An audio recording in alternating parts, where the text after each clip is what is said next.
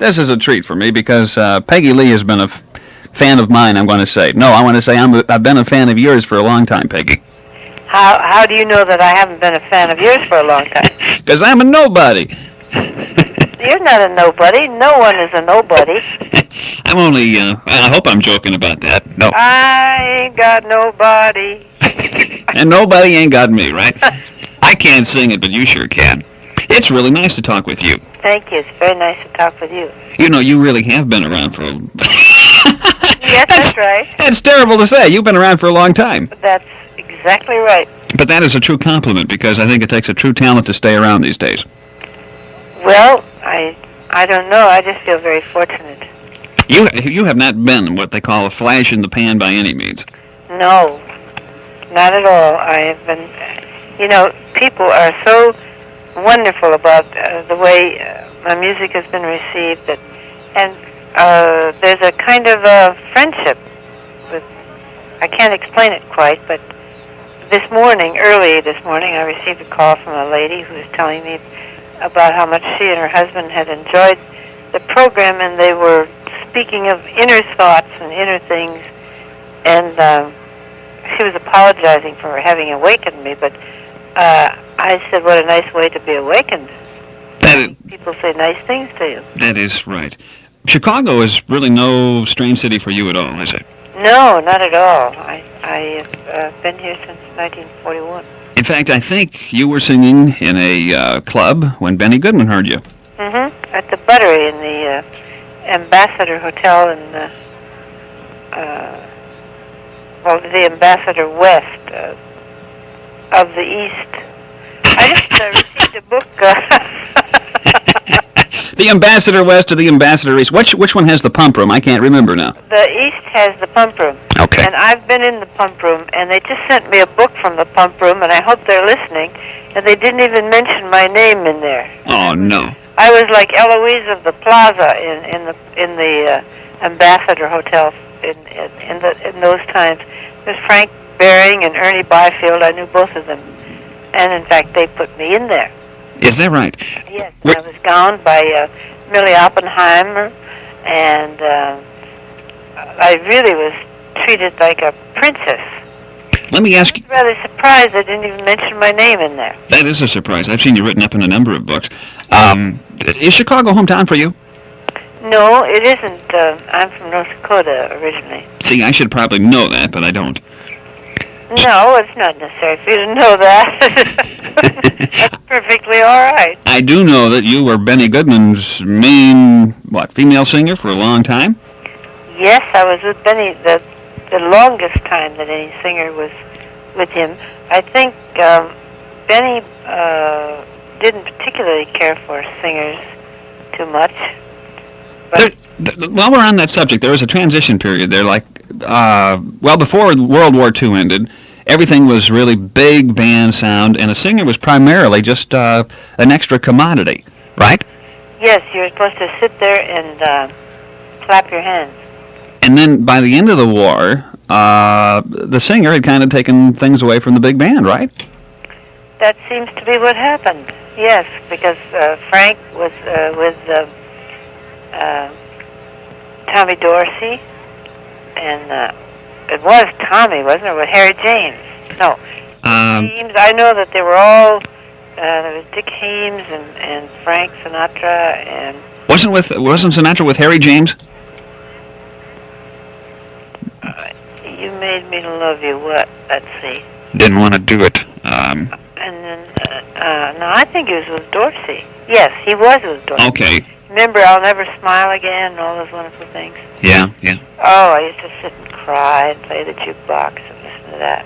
Let me ask you this. How do you sing differently with a band today? Obviously, music has gone through some changes, but tell me what it was like to sing with Benny Goodman before you had really made it as Peggy Lee, per se, on your own. I think perhaps, Ken, it was not too much difference except that you didn't have any real freedom. You had a chorus, perhaps, and perhaps an ending. Much the same as a soloist in the orchestra, but it was rather restricted and not particularly suited to your your style or your tempo or whatever. Whereas now you kind of determine the phrasing, and you determine about the rate, and the conductor keeps up with you, right? Mm-hmm. Is that right? Yes. Gee, I know less about it than I thought. No, it was very.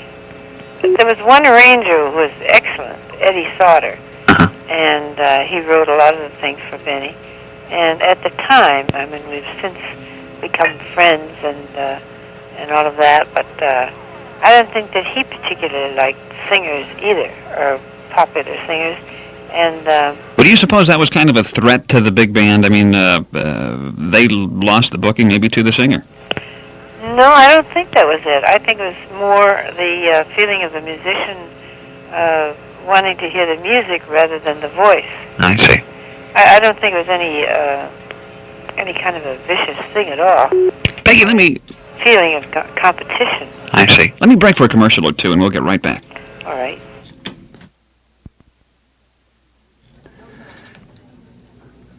Mm-hmm. Peggy Lee is our special guest this morning. It's a real treat to be talking with you. I know you married one of the guitarists with the Benny Goodman Orchestra, maybe the only guitarist, Dave Barber, right? Yes, Dave Barber. No, Dave was not the only guitarist. There were several others, Charlie Christensen and Tommy Morgan that I recall. But David was an exceptional guitarist. Well, they all were, of course. Mm-hmm. But his style was, in fact, that's what made me fall in love with him at the beginning, and then all of his other qualities later on. And it's very sad that we lost David some years ago. I see. I'm sorry to hear that, of course, too. Of course, I knew that. But you together, I think, wrote quite a number of songs, didn't you? Mm-hmm. We did. It's a Good Day, and Manana, and I Don't Know Enough About You, and a few others. We had a lovely, happy life. We were sort of the jazz world Sonny and Cher of our day. I think they called us something like Mr. and Mrs. Music. Uh-huh. You know, there have been some teams like that. I'm thinking about Keely Smith and Louis Prima. Louis Prima just passed away a couple of years ago, I think. Yes. After being sick for a number of years, or quite a few years, I guess. Yes, he was sick for a long time. Are there any particular periods, since you've gone through such a long span here, Peggy, that you really, really enjoyed? What's Peggy Lee's favorite type of music? I think I really like beautiful ballads, but then if that were all, it would not be. It would be boring then. I like a variety of things, but. Do you like the disco thing?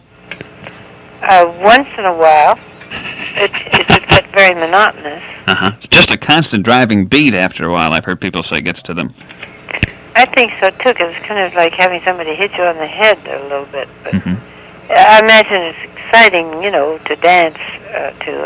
I'm not able to do that now, but I'd like to have a go at it. Peggy, what do folks hear when they go to see you now at the Blue Max?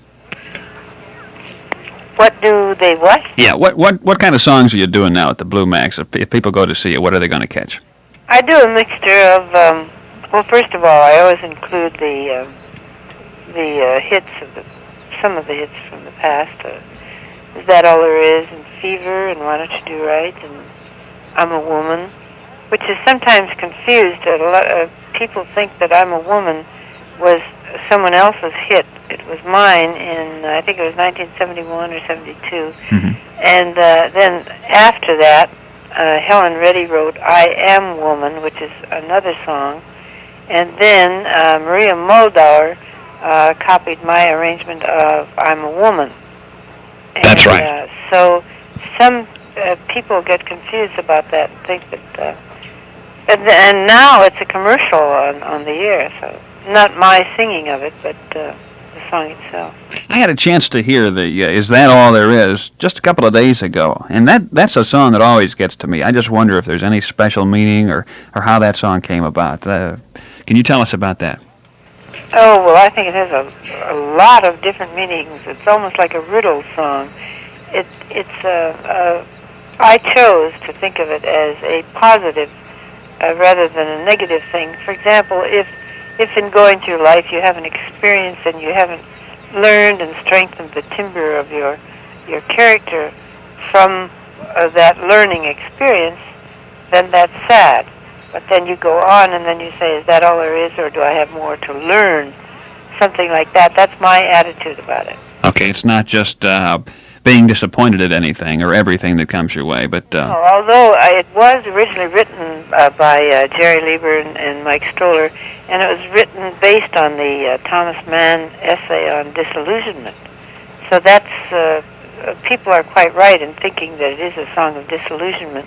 I just turned the interpretation around. Mm-hmm. How do you go about picking songs? Do you find something that really appeals to you, something that has to have a special meaning? Because obviously if it makes a hit, it's going to be requested for many, many years. Mm-hmm. That's true, because Why Don't You Do Right, I've been singing since 1941. And Manana, I imagine, is... Manana. And that's since 1947. And Black Coffee was one of the first... I don't sing that now, but that album was the first long-play album. Not the first, but I mean, it was one of the first ones. Mm-hmm. You know what, another version of a song that you did that I really like is Alley Cat. Oh, I like Alley Cat, too. That's one of those novelty songs that really caught on, I think. Uh-huh. Peggy, do you have any new albums out we should be aware of, or anything like that? I have one that's supposed to be coming out in September, but it's getting a little toward the end of September, so I would say it might come out in October. Yeah, what's it called? I'm not sure of the title yet, but I think it's one of the songs in the album written by Johnny Mandel, who wrote The Shadow of Your Smile, as you know, mm-hmm. and Paul Williams wrote the lyric, and the song is called Close Enough for Love. I see. That's a possible title for it. I think that's the probable title. Uh-huh. Peggy, where is hometown for you now, or where do you live? I live in California. Around L.A.? Mm-hmm. I lived in Beverly Hills. I just sold I had a home much too big for myself.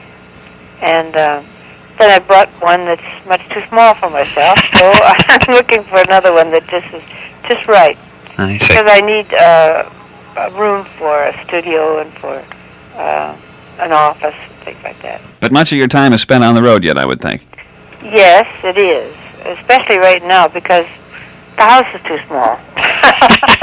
So you may as well get out and work. Right. Yeah.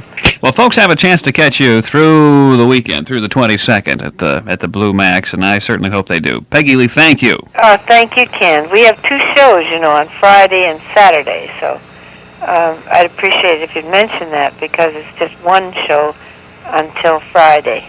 Okay, you just did, and we do invite the folks out. All right. Thank you so much.